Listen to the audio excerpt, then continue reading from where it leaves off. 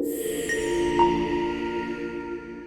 going to talk about agent as a judge. And this is a technique that we saw in an original paper last year. And I'm going to go through some of that as kind of the basis that you have for it.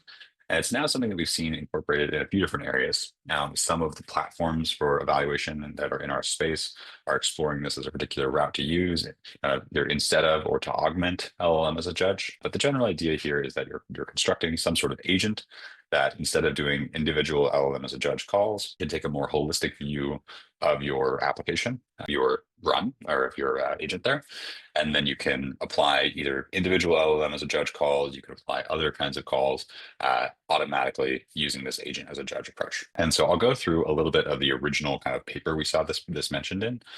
This was last October. So in AI terms, that is ancient at this point, but it is still somewhat recent in other terms.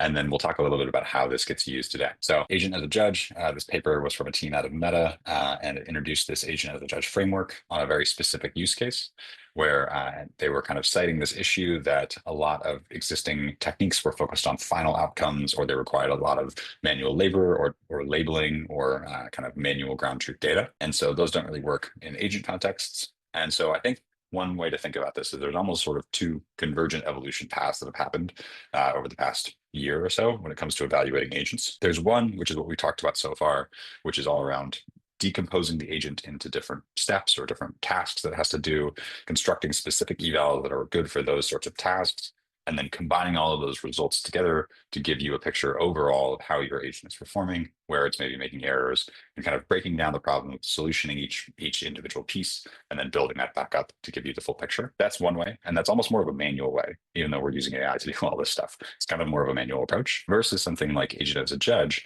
where in this case, it's instead of having humans kind of break that down and create all these different evaluation techniques, we're going to create an agent that can just do all that for you, basically. And so that's the other path that has gone down. And again, there's some companies in our space that are more aggressively pursuing that technique. There are some that are kind of going for more of the traditional technique. We're kind of doing both to a degree at Arise, so we're exploring both angles, but that is something that we're seeing in our space. And this QR code just leads you to the paper if you want to take a deeper look at it. And so what they did in this particular example was kind of what we've done over the course of this these three different sessions. They break down the actual steps that the agent has to go through. In this case, they're using a coding agent generally here. So you can imagine that this agent as a judge is always being applied to a coding agent. And so they break down some things that the agent might have to do, and they create evaluations or steps almost to evaluate each of those. So they know that this particular coding agent is going to construct different files. It's going to modify folders, access folders.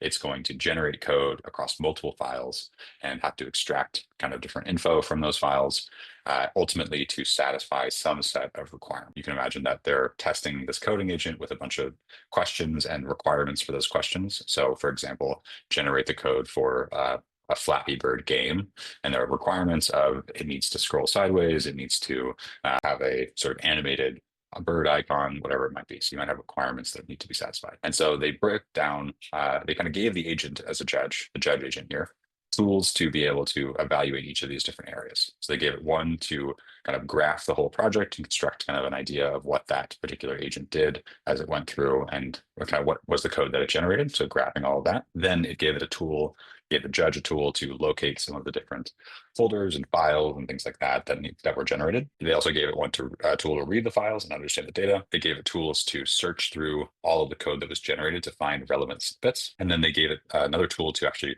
retrieve info from long segments of text. The idea here was that if your coding agent generates 1,000-line file, then you need to be able to retrieve individual info from specific areas of that longer file. And they also gave it tools for just asking whether or not the requirements are satisfied, and tools for memory and planning. So they gave it tools to kind of judge and plan the agent's path. What they found is that not all of these tools were necessary. So a little bit of a fake out here, but what they found is that really the things that mattered for the judge agent to be able to have was the graph, locate, read, retrieve, and ask tool. What they found is they didn't really need the search tool, the memory tool, or the planning tool. With each of those, they removed these tools, kind of did like a suite-based test to figure out which of them were necessary. And so you can see that what they ended up with was basically tools for the judge agent to be able to retrieve all the different files and all the different information in them and ask whether or not the requirements were satisfied. and finally grasp the overall structure of the generated project. So they kind of remove some of the extraneous stuff, which is encouraging because it means if you're going to repeat this, then you actually don't need to have a crazy comprehensive specific set of tools. You basically just need to have the tools to be able to give the judge agent all the individual generated pieces of information. They went through, created this judge agent. They were able to see is that as they added these different components, so as they gave the judge agent this ask tool and then the graph tool and then the read tool and the locate tool, you can see the performance going up generally over time. So they tried all these different combinations of tools to give the judge.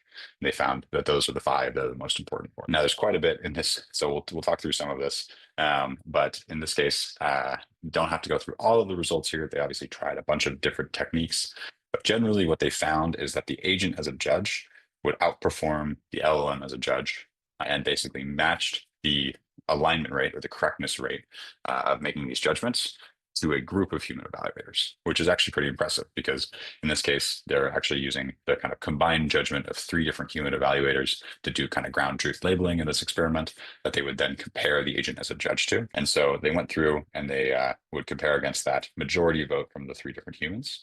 And what they found was that the agent as a judge matched that majority vote, and it actually beat out almost every individual human. So one way to think about this is that the agent as a judge outperformed individual people going in and labeling, and it matched the performance of the collective group in that case. And so it had some impressive results.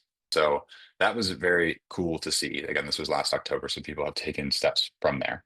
I think there's a couple things that jump out to me as part of this, though, which is that so far they had to build a very specific agent as a judge to answer this task and to judge this coding generation task.